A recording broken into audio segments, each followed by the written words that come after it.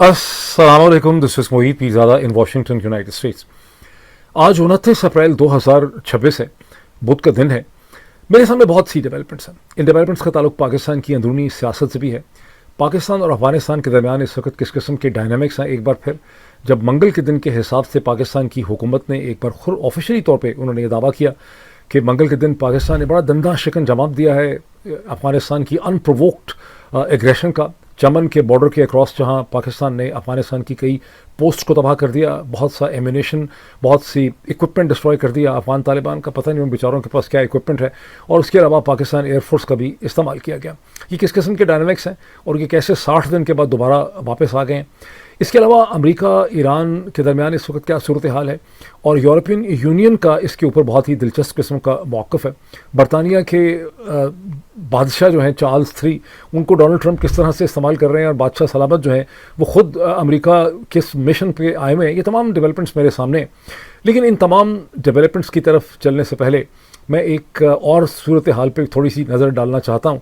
उसका ताल्लुक़ है कि गुज़िश्ता कई दिनों से मैं आपके बहुत ही इंटरेस्टिंग किस्म के जो कमेंट्स हैं जिनकी भरमार हो चुकी है वो मैं देख रहा हूँ।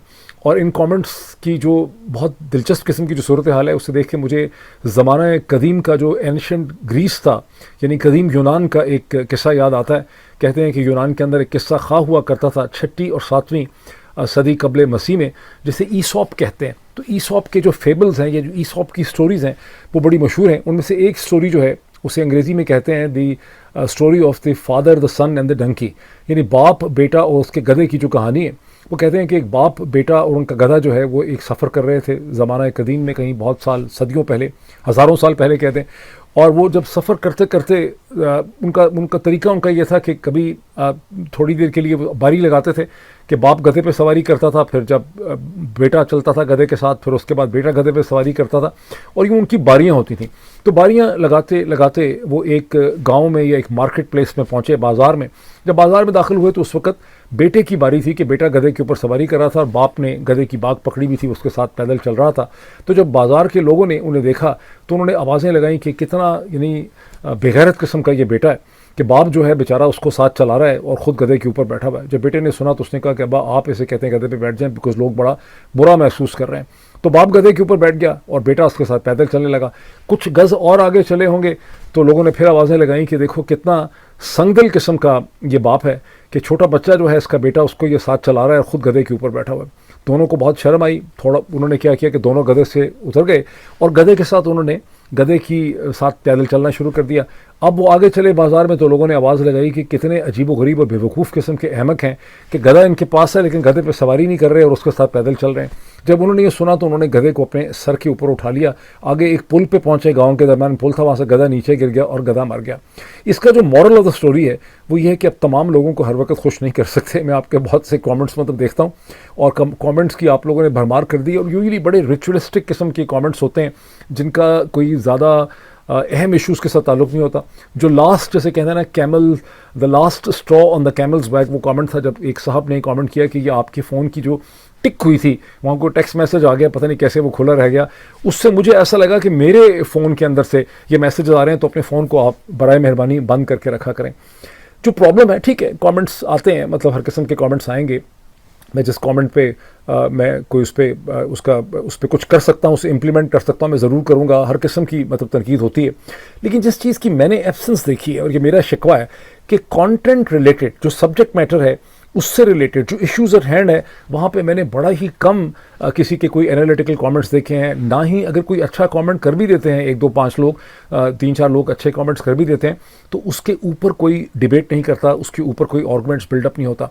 और ये सूरत हाल जो इंग्लिश का चैनल है छोटा सा आइकॉनोक्लास्ट विद मोहित पीरज़ादा, उसमें ये सूरत हाल बहुत बेहतर है। अगर आप उसका पिछला इंटरव्यू देख, जितने भी इंटरव्यूज़ और डिस्कशंस वहाँ पे आप देखें, वहाँ आप देखेंगे कि वहाँ आप ही में से बहुत से लोग वहाँ पे हैं, लेकिन वहाँ बहुत बेहतर क्वालिटी ऑफ कमेंट्स बहुत बेहतर हैं। वहाँ कंटेंट रिलेटेड कमेंट्स हैं, लोग लंबा लंबा एक एनालिसिस लिखते हैं चीज़ों के ऊपर। वहाँ भी इस चीज़ की कमी है कि लोग एक दूसरे के कमेंट्स के ऊपर बिल्डअप ऑन नहीं करते। अगर आप मगरबी अमरीकी अखबारात और जरीदों को देखेंगे तो वहाँ फिर कमेंट्स के ऊपर भी एक पूरी डिबेट होती है और ये चीज़ एलिमेंट जो है वो मिसिंग है। अब फॉर इंस्टेंस पहली एग्जांपल इसकी देखें, पाकिस्तान की सियासत से हम बात का आगाज़ करते हैं।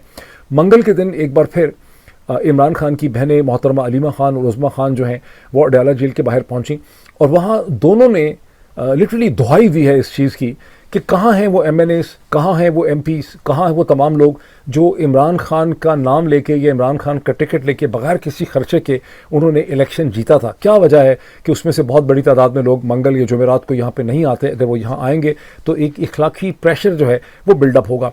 उसकी चंद चीज़ें मैं आपको दिखाता हूँ कि सबके सब पाकिस्तान तहरीक इंसाफ का जो ट्विटर हैंडल है PTI ऑफिशियल जो है ये वहाँ पे ये तमाम डिस्कशन, वहाँ पे ये तमाम शॉर्ट्स, यहाँ ये छोटी छोटी वीडियोस और क्लिप्स वहाँ पे मौजूद हैं। एक दुहाई उनकी ये भी है कि वो तमाम वकला, इमरान खान ने इतनी बड़ी तादाद में वकला जो है उनको टिकट दिए, आज कोई वकील नज़र नहीं आता इमरान खान का केस प्लीड करने के लिए। तो ये एक ऐसी चीज़ है जिसके ऊपर आपको अपना जहन अप्लाई करना चाहिए। ये वो चीज़ें हैं जिससे डिस्कस करना चाहिए आखिर क्या हुआ इन तमाम लोगों को। ये खौफजदा हैं, इनको डरा दिया गया है, ये समझते हैं कि द गेम इज़ ओवर, अब इसका फ़ायदा कोई नहीं है, ये बेसूद है, ये अपनी ज़िंदगी के अंदर मसरूफ़ हो गए। आखिर मंगल के दिन या जुमेरात के दिन अगर बड़ी तादाद में यहाँ पर कुछ MNAs, कुछ MPAs, कुछ सेनेटर्स, कुछ वकला यहाँ पे आ जाएंगे तो मेरा नहीं ख्याल कि ISI वाले इनको उठा के ले जाएंगे या बंद कर देंगे या खा जाएंगे। ये तो मुझे लगता है कि एक लेवल ऑफ डिसइंटरेस्ट है, एक बेहसी है। अब आए पाकिस्तान अफगानिस्तान के डायनामिक्स के ऊपर। पाकिस्तान की हुकूमत ने ऑफिशियली तौर पर पाकिस्तान की मिनिस्ट्री के लेवल पर कहा गया है कि चमन में अनप्रोवोक्ड हमला हुआ है पाकिस्तान की पोस्ट पे, बलूचिस्तान की साइड पे, और फिर पाकिस्तान ने बड़ा सख्त उसका जवाब दिया है। और पाकिस्तान ने जब जवाब दिया तो अफगानिस्तान की बहुत सी पोस्ट जो हैं वो डिस्ट्रॉय कर दी गई हैं, उनका बहुत सा इक्विपमेंट जो है वो डिस्ट्रॉय कर दिया है। अफगान तालिबान के पास क्या इक्विपमेंट है, ये कहाँ की बातें हैं, ये छोड़ने वाली बातें हैं। उनके पास ना तो कोई रेगुलर प्रॉपर मॉडर्न आर्मी है, ना अगर कोई उनके पास इक्विपमेंट है तो उनको चलाना आता होगा ख़ास किस्म का। कभी भी गुज़िश्ता जब से 1970s के बाद, 70 से पहले भी पता नहीं कोई प्रॉपर अफगान आर्मी एग्जिस्ट करती भी थी, ज़ाहिर शाह के ज़माने में कि नहीं करती थी, लेकिन उसके बाद से सोवियट्स के विड्रॉल के बाद से तो अफगानिस्तान के पास कोई आर्मी नाम की चीज़ ही नहीं है, वो तो गुरिल्ला फाइट करते हैं। बहरहाल इसमें कहा गया है कि पाकिस्तान एयरफोर्स के हथियारों को भी इस्तेमाल किया गया। मैंने पिछले, और जब ये कहा जा रहा है पाकिस्तान की साइड से कि ये अनप्रोवोक्ड उन्होंने हमारे ऊपर अटैक किया, तो जो लफ्ज़ अनप्रोवोक्ड का मतलब है कि हमने तो कुछ किया नहीं, लेकिन अफगानिस्तान ने आके रिटेलिएशन की हमारी बॉर्डर पोस्ट के ऊपर। अब पिछला जो मैंने वीलॉग था मैंने उसमें भी जिक्र किया था कि सोमवार के दिन अफगानिस्तान की साइड से ये क्लेम किया गया, इल्ज़ाम लगाया गया, उन्होंने कहा ये इंसानी हकूक़ की खिलाफ वर्जी है, ये वॉर क्राइम है, और पाकिस्तान ने बॉम्बिंग की है, प्रॉब्ली एयरफोर्स से बॉम्बिंग की है अफगानिस्तान की। मेरा ख्याल असदाबाद का इलाका है या कुन्नर में असदाबाद का कोई टाउन है जहाँ एक यूनिवर्सिटी जिसका नाम हमें नहीं पता चल सका, अल जज़ीरा की मैंने आपको हेडिंग दिखाई थी, मैंने आपको न्यूयॉर्क टाइम्स की हेडिंग दिखाई थी, वहाँ पर उन्होंने कहा कि एक हमला हुआ है जिसके नतीजे में कम से कम 7 लोग जो हैं वो जाँ बहक हुए हैं, और पहले 40 का फिगर था, फिर उन्होंने कहा कि 70 लोग जो हैं वो ज़ख्मी हुए। पाकिस्तान की मिनिस्ट्री ऑफ इंफॉर्मेशन ने कहा कि ये बिल्कुल गलत है, हमने किसी किस्म का कोई हमला किसी यूनिवर्सिटी के ऊपर नहीं किया। लेकिन पाकिस्तान की मिनिस्ट्री ऑफ इंफॉर्मेशन ने ये नहीं कहा था कि हमने किया ही नहीं है, वो कहते हैं हम तो बड़ी प्रिसाइज इंटेलिजेंस से हमले करते हैं और हमने यूनिवर्सिटी के ऊपर कोई हमला नहीं किया। अब ज़रा देखिए, ये एग्जैक्टली उसी किस्म की बातें हैं जिस किस्म की बातें 7 अक्टूबर के बाद से हमने सैकड़ों दफ़ा इसराइल की तरफ, मिलिट्री की तरफ से सुनी है कि हमला हमने नहीं किया, हम इस किस्म का हमला नहीं करते, हमारी बड़ी प्रिसाइज किस्म की इंटेलिजेंस होती। मैंने आपको न्यूयॉर्क टाइम्स की वो पढ़ के सुनाई थी। लोग कहते हैं पढ़ के ना सुनाया करिए, हम खबरें सुनते रहते हैं, खबरें सुनाते रहते हैं। जब आप एक क्रेडिबल पब्लिकेशन से इन प्रिंट चीज़ दिखाते हैं, उसका मेरे ज़बानी कह देने में जो है, मेरे तो मुखालिफिन ही हज़ारों की तादाद में एग्जिस्ट करते हैं, वो हर वक्त की कहते हैं मैं बकवास करता हूँ, मेरी ये भी चीज़ गलत, मेरी वो भी चीज़ गलत। तो मैंने तो आपको बाकायदा न्यूयॉर्क टाइम्स से पढ़ के बताया था कि यूनाइटेड नेशन का जो ऑफिस है अक़वाम मुत्तहिदा में, वो जो अफ़गानिस्तान के अंदर, उन्होंने कन्फर्म किया है कि ये वाकई एक यूनिवर्सिटी असदाबाद के मुकाम पर हिट हुई है। अब उसको किसने हिट किया? जन्नात ने आके हिट किया, पाकिस्तान ने हिट किया, लेकिन पाकिस्तान का कहना था कि हमने कुछ नहीं किया। इन ऑल प्रोबेबिलिटी अफगानिस्तान के जो अफगान तालिबान हैं उन्होंने उस चीज़ के लिए रिटेलिएट किया है, अपनी एक दिखाने के लिए कि हम भी एग्जिस्ट करते हैं दुनिया में, हमें इतना आप हमें बिल्कुल इस तरह से ट्रीट ना किया जाए, और अब उसकी वजह से सूरत हाल पैदा हुई। अब ये एक इंटरेस्टिंग सवाल बहुत दिनों से, मैं कहता हूँ गुज़िश्ता 40-50 दिनों से लोग ट्विटर के ऊपर, व्हाट्सएप के ऊपर ये सवाल उठा रहे थे कि जब ईरान का मसला खड़ा हुआ तो ये फितना उल खवारिज, जिनका दोबारा नाम लिया गया है गुज़िश्ता 24 घंटे में, ये फितना उल हिंदुस्तान और फितना उल खवारिज जो हैं ये बिल्कुल गुम हो गए मंजर आम से। अगर इक्का दुक्का हमले हुए भी, हमने ना ISPR की कोई स्टेटमेंट सुनी, ना पाकिस्तान की मिनिस्ट्री इंफॉर्मेशन की, ना मिनिस्ट्री डिफेंस की, इस हवाले से हमने कोई स्टेटमेंट सुनी। क्या वजह है कि 60 दिन के बाद ये अचानक दोबारा वापस आ गए? 60 दिन लगता है ये छुट्टी पे थे, 60 दिन लगता है कि ये भी ईरान और अमेरिका की जंग को गौर से देख रहे थे। यानी फितना और खबारें जो फितना हिंदुस्तान जो हैं वो ईरान अमेरिका के दरमियान में मसरूफ़ थे, और ये दोबारा जो है वापस आ गए। यहाँ पर पाकिस्तान में जिस चीज़ को मैं समझता हूँ कि सिर्फ ये GHQ का मसला नहीं है, ये पाकिस्तान के मीडिया का मसला है, ये सिविल सोसाइटी का मसला है, इंसानी हकूक़ की तंजीमों का मसला है, पाकिस्तान के प्रोमिनेंट पब्लिक फिगर्स का मसला है कि इसकी जो मॉरल एथिकल डायमेंशन है उसे बिल्कुल नज़रअंदाज किया जा रहा है। और हम इसराइल के ऊपर आवाज़ उठाने के लिए कि इसराइल ने बड़ा जुल्म किया गज़ा के अंदर, फ़लस्तीनियों के अंदर, वहाँ तो हम बड़े शेर होते हैं, हमारे मीडिया के लोग भी बड़े शेर होते हैं, और उसमें जो शेर इतने हुए होते हैं कि मसलसल जो है वो हमें बता रहे होते हैं कि देखिए टकर कार्लसन उसको ट्वीट करते हैं, बड़े बड़े शौक से ट्वीट करते हैं कि टकर कार्लसन ने ट्रंप के बारे में कह दिया है, टकर कार्लसन ने, या प्रोफेसर जेफरी सैक जो हैं उन्होंने खुद से इसराइल के बारे में देखिए किस किस्म की बात की, और उसे एज ए प्रूफ और एविडेंस यूज़ किया जाता है कि जेफरी सैक खुद चूँकि ज्यूइश हैं या अमेरिकन प्रोफेसर हैं, वो तो खुद कह रहे हैं, अब तो साबित हो गया, चूँकि जेफरी सैक कह रहे हैं, जॉन मर्शाइमर कह रहे हैं, टकर कार्लसन कह रहे हैं, फलां अमरीकी कह रहे हैं, तो साबित हो गया।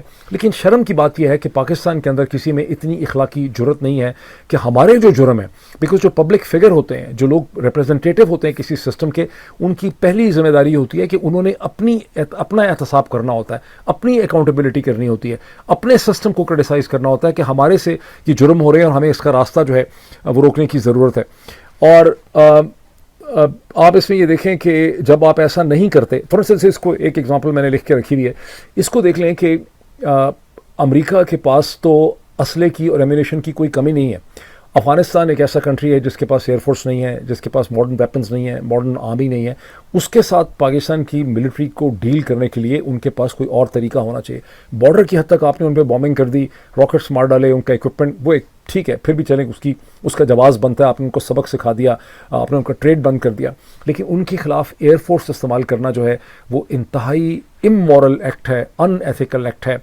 ये ऐसा ही है कि चले, फॉर्चुनेटली इस वक्त हिंदुस्तान और पाकिस्तान के दरमियान में एक बैलेंस ऑफ पावर एग्जिस्ट करता है, अगर वो हमें हिट करेंगे हम भी उनको हिट कर सकते हैं। लेकिन चले हाइपोथेटिकली स्पीकिंग इसको इमेजिन करें, कल को हिंदुस्तान के पास कोई ऐसा टेक्नोलॉजिकल एज आ जाता है अचानक 6 महीने के लिए कि हमारी एयरफोर्स बेकार हो जाती है, हमारे मिसाइल्स उनको हिट नहीं कर सकते, तो फिर क्या हिंदुस्तान के पास यह मॉरल राइट होगा कि वो कश्मीरी मुजाहिदीन का नाम लेके, ये कश्मीरी मिलिटेंट्स और दहशतगर्दों का नाम लेके मुजफ्फराबाद को, कोटली को, लाहौर को, मुरीद के को, इस्लामाबाद को टारगेट करना शुरू कर दें, जो सिलसिला हमने जो है वो शुरू किया है। कि पाकिस्तानी पब्लिक इंटेलेक्चुअल्स की, मीडिया की जिम्मेदारी है कि इन इश्यूज़ पे तरीके से आवाज़ उठाएं और पाकिस्तान की फ़ौज को अपना फीडबैक दें कि हम इस पाकिस्तानी कौम ये समझते हैं कि ये तरीका जो है हमारा ठीक नहीं है, हम इसराइल की प्लेबुक को इस्तेमाल कर रहे हैं, हमारा जो मॉरल राइट है, जो हमारा एक इखलाकी, जो हम अपने आप को समझते हैं कि हम इखलाकी सुपीरियर हैं, हम इसराइल नहीं हैं, हम ज़ायनिस्ट नहीं हैं, हम अमेरिका की तरह की हरकतें नहीं कर रहे, वो हमारा राइट ख़त्म हो जाता है जब हम इस किस्म की हम इस तरह से अगर अफगान तालिबान को हम ट्रीट करते हैं। जहन में ये भी रखिए कि अमेरिका के पास बहुत ज़्यादा ऐसी फायर पावर है जो उसने ईरान के ख़िलाफ़ इस्तेमाल नहीं की। अमेरिका को ईरान के ऊपर बहुत ज़्यादा एज है। First to begin with, America के पास हर किस्म का टेक्टिकल न्यूक्लियर वेपन है, लेकिन अगर टेक्निकल न्यूक्लियर वेपन्स को आप निकाल भी दें तो टेक्निकल न्यूक्लियर वेपन्स के अलावा भी अमेरिका के पास इस किस्म की फायर पावर है कि वो 24 घंटे के अंदर ईरान के तमाम स्ट्रक्चर को डिस्ट्रॉय कर सकते हैं, वो ईरान की ऑयल रिफाइनरीज को डिस्ट्रॉय कर सकते हैं, वो ईरान के ऑयल टैंकर्स को डिस्ट्रॉय कर सकते हैं, वो ईरान की पूरी जो कोस्टल बेल्ट है, जो इतने शहर हैं, वो उसको भून के रख सकते हैं, उनकी पूरी रॉक्स और स्ट्रक्चर को डिस्ट्रॉय कर सकते हैं।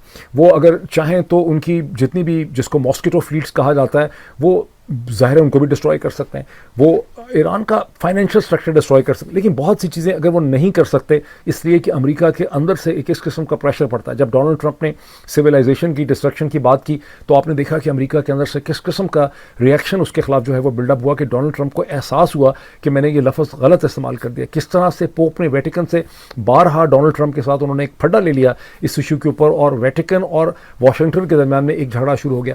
पाकिस्तान की मॉरल हिस्स और इखलाकी हिस्स किधर है जब हम अफगानिस्तान के साथ ट्रीट करते हैं जिनके पास एयरफोर्स नहीं है, जिनके पास मॉडर्न आर्मी नहीं है। चलें, ये तो एक बात हो गई। अब आए इस चीज़ के ऊपर कि डोनाल्ड ट्रंप और ईरान के दरमियान इस वक्त किस किस्म की सूरत हाल जो है एग्जिस्ट करती। गुज़श्ता 24 घंटों में वॉल स्ट्रीट जर्नल के अंदर एक स्टोरी छपी विद इनसाइडर इन्फॉर्मेशन। जो स्टोरी ये कहती है कि डोनाल्ड ट्रंप ने अपने एड्स को सिचुएशन रूम में मंडे और ट्यूसडे को ये बताया है कि आप लोग तैयार रहें, हमें ईरान का एक बहुत लॉन्ग टर्म नेवल ब्लॉकेड करना होगा ताकि ईरान का दिमाग ठीक हो जाए और उनको समझ आए कि उन्हें मुझसे एक मुनासिब डील करनी। अच्छा, और इससे पहले मैंने आपको पिछले वीलॉग में मैंने आपको एक स्टोरी की हेडलाइन दिखाई थी कि वॉल स्ट्रीट जर्नल के अंदर ही एक एनालिसिस छपा है कि जो नेवल ब्लॉकेड है अमेरिका का, उसके नतीजे में ईरान के लिए बेतहाशा उसकी ऑयल इंडस्ट्री के लिए मसाइल पैदा हो गए। वो मसाइल ये हैं कि ईरान के जो तेल के कुएँ एक्टिव हैं वो मसलसल तेल उबल रहे हैं उनका रास्ता वो रोका नहीं जा सकता, तेल की जो एमिशन है वहाँ से।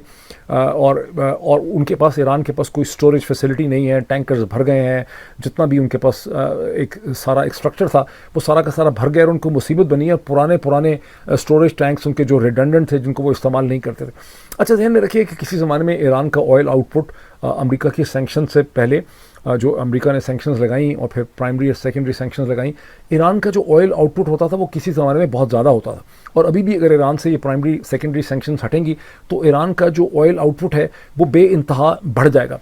इस जंग से पहले ईरान सिर्फ 2 million barrels a day export कर रहा था, जबकि एक्चुअल उसकी कैपेसिटी मुत्तहिदा अरब अमारात से बहुत ज़्यादा है अगर वो उसको डेवलप कर सके। मुत्तहिदा अरब अमारात ओपेक में तीसरा मुल्क था after Saudi Arabia and Iraq, और मुत्तहिदा अरब अमारात की 3.6 मिलियन बैरल्स अ डे की एक्सपोर्ट थी। अब ईरान की पोटेंशियल एक्सपोर्ट इससे बहुत ज़्यादा हो सकती, लेकिन ईरान की सिर्फ $2 मिलियन की एक्सपोर्ट थी, बिकॉज उसकी इंडस्ट्री सही शक्ल में नहीं थी। बाज़ लोगों ने सवाल उठाया आपके कमेंट्स में से कि भाई आखिर अमेरिका के पास भी बहुत रिजर्व कैपेसिटी है, जो अमेरिका उसको निकाल नहीं रहा, ज़मीन में नीचे प्रिजर्व है। वो एक टेक्निकल डिफरेंट मैटर है कि अगर आप उसको निकाल ही नहीं रहे, लेकिन जो कुएँ वेट हैं, जो कुएँ लाइव हैं, जो कुएँ इस्तेमाल हो रहे हैं, उनसे तेल उबलता रहता है। अगर आप उसको रोकते हैं तो फिर उसके बाद बड़े टेक्निकल मसाइल पैदा हो जाते हैं और दोबारा उन कुओं से तेल को निकालने के लिए आपको बहुत वेट करना पड़ता है और बहुत ज़्यादा काम उस पर करना पड़ता है। तो ईरान का इस वक्त एक मसला बना हुआ है, जिसकी वजह से अमेरिकन एस्टैब्लिशमेंट और डोनाल्ड ट्रंप की टीम ये समझती है कि अगर हम नेवल ब्लॉकेड को प्रोलॉन्ग करेंगे, ईरान के और ज़्यादा बुरे हालात हो जाएंगे, ईरान का रेवेन्यू भी ख़त्म हो जाएगा, उसकी ऑयल इंडस्ट्री डिस्ट्रॉय हो जाएगी और ईरान को आके हमें एक मुनासिब डील देनी चाहिए। लेकिन वो डील है क्या? डोनाल्ड ट्रंप मसलसल ये कह रहे हैं कि वो डील ये है कि ईरान मुझे ये गारंटी दे कि वो न्यूक्लियर वेपन कभी नहीं बनाएगा। ईरान पता नहीं कितने सालों से ये कह रहा है कि वो न्यूक्लियर वेपन नहीं बनाएगा, लेकिन एक उसमें इजाफा ये हुआ है, और वो भी कोई बहुत बड़ी बात नहीं है कि डोनाल्ड ट्रंप ये कह रहे हैं, उनकी टीम ये कह रही है, वॉल स्ट्रीट जर्नल को बता रही है कि ईरान डोनाल्ड ट्रंप को ये गारंटी मांगते हैं कि 20 बरस तक ईरान एनरिचमेंट ना करे, ज़ीरो एनरिचमेंट करे 20 बरस तक। ईरान ने पहले 5 साल की ऑफ़र की थी, हो सकता है वो 10 साल की ऑफ़र कर दे, हो सकता है 15 पे जाके बाद में जो है वो ठीक हो जाए। और जैसे कि मैंने आपको बारहा कहा कि डोनाल्ड ट्रंप अमेरिका के अवाम के लिए एक केस बिल्डअप कर रहे हैं। कल को अगर उनकी ईरान के साथ डील होती है न्यूक्लियर इशू पे और ईरान को लिख के दे देता है कि न्यूक्लियर वेपन ईरान नहीं बनाएगा और ईरान जो है वो इन्वेस्टमेंट नहीं करेगा 10 साल के लिए, 12 साल के लिए, 12.5 साल के लिए, 15 साल के लिए, तो डोनाल्ड ट्रंप इस सौदे को अमेरिका के सामने बेच सकेंगे। अब डोनाल्ड ट्रंप ने ये सौदा इतना बेचना शुरू कर दिया है कि बरतानिया के बादशाह चार्ल्स III जो हैं, जो इस वक्त अमेरिका में आए हुए हैं और अपनी अच्छी अंग्रेज़ी बोल के ब्रिटिश एक्सेंट के साथ वो अमेरिकन को मुतासर करने की कोशिश कर रहे हैं, उनको याद करवा रहे हैं कि विंस्टन चर्चिल के ज़माने में हमने सेकेंड वर्ल्ड वॉर इकट्ठी लड़ी थी, हमने फर्स्ट वर्ल्ड वॉर इकट्ठी लड़ी थी, हमारा अम्बिलिकल रिलेशनशिप जो है वो एग्जिस्ट करता है। वो तो आपने एक वॉर ऑफ रेवोल्यूशन करके अननेसेसरीली अपने आप को आज़ाद कर लिया 18वीं सदी में, वरना हम एक ही हैं। तो जो बरतानिया और इनके दरमियान ताल्लुकात में एक कशीदगी है, उसे ठीक करने के लिए वहाँ पे आए। लेकिन डोनाल्ड ट्रंप ने कहा कि मैंने भी फ़ायदा उठाना है बादशाह की प्रेजेंस का। उन्होंने किंग चार्ल्स के मुंह से भी ये अल्फाज डाल दिए हैं और वो एक हेडलाइन लगी है कि ट्रंप ये कह रहे हैं कि किंग चार्ल्स ने भी उनसे ये एग्री किया है कि ईरान के पास न्यूक्लियर वेपन जो है वो नहीं होना चाहिए। और मैंने जैसा आपको कहा कि रियलिटी ये है कि ये शेप कर रहे हैं एक पब्लिक ओपिनियन। मैं ये समझता हूँ कि बारिंग एन एक्सेप्शन और कोई हादसा ना हो जाए, इसराइल कोई ऐसी चीज़ ना कर दे, अमेरिका और ईरान एक ऐसा डांस खेल रहे हैं आपस में जिसे अर्जेंटीनियन टैंगो कहते हैं। तो टैंगो के डांस का आपने नाम सुना होगा, जिसमें एक आदमी और औरत जो हैं वो नज़रों में एक दूसरे को बहुत तीखे तरीके से, बहुत गौर से देख रहे होते हैं। एक आदमी पहले ही एक हॉल के अंदर ये अंदाज़ा लगाता है कि कौन खातून जो है वो उसके, ये स्पेनिश कल्चर में कौन सी खातून जो है वो उसके साथ डांस करने के लिए मुनासिब हो गई या रेडी है, वो उससे अंदाज़ा लगाता है। और जब वो दोनों डांस करना शुरू करते हैं तो फिर वो एक एक स्टेप जो है वो गौर से देखते हैं अगली मूव करने के लिए।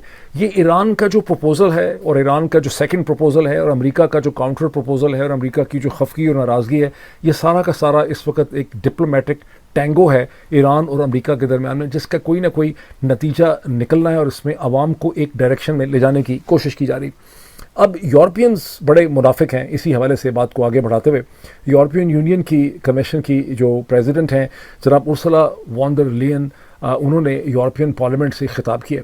उस किताब में उन्होंने कहा है कि ये जो मैरीटाइम रिस्ट्रिक्शंस ईरान ने लगाई हैं, स्ट्रेट ऑफ हुर्मुज़ को मुकम्मल खुलना चाहिए as per the international law. Strait of Hormuz के ऊपर ईरान कोई टोल नहीं ले सकता, 100% वहाँ पे इजाज़त होनी चाहिए। हम इसके हवाले से बहुत ज़्यादा काम करें, काम तो ठोक कर रहे हैं क्योंकि उनके पास प्रपोजल देने की भी कोई गुंजाइश नहीं है और ईरान के पास as per international law toll नहीं ले सकता। अब कोई पूछे इतने मुनाफिक हैं यूरोपियंस, स्पेन के अलावा, और इटली जिसको थोड़ी सी शर्म आई है वहाँ की प्राइम मिनिस्टर को, यूरोपियंस बेचारे इतने कमज़ोर हैं और इतने मुनाफिक हैं। बुनियादी तौर पर जब आप बहुत कमज़ोर होते हैं तो मुनाफिक होते हैं।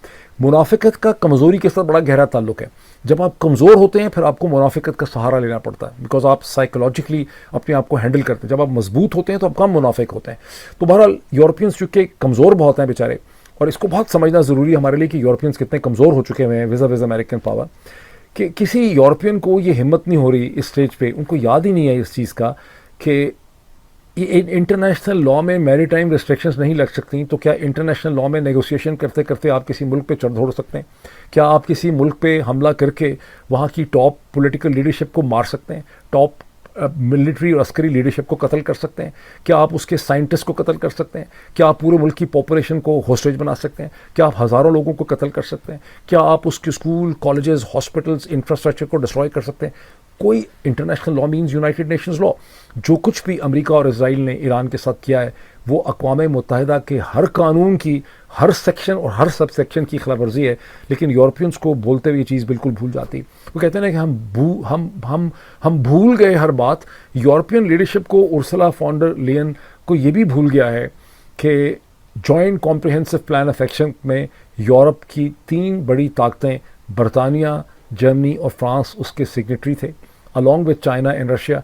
और इन सबको छोड़ दें, यूनाइटेड नेशन सिक्योरिटी काउंसिल ने जुलाई 2015 के अंदर joint comprehensive plan of action, जिसको इंडो यूएस, जिसको ईरान यूएस डील कहते हैं, उसे अक़वाम मुत्तहिदा ने उसकी तजदीद की थी। उसे यूनाइटेड नेशन सिक्योरिटी काउंसिल ने उसको रेटिफाई किया था। और 2018 में जब डोनाल्ड ट्रंप ने यूनिलैटरली उससे विड्रॉ किया तो यूरोपियंस कुछ ना कर सके।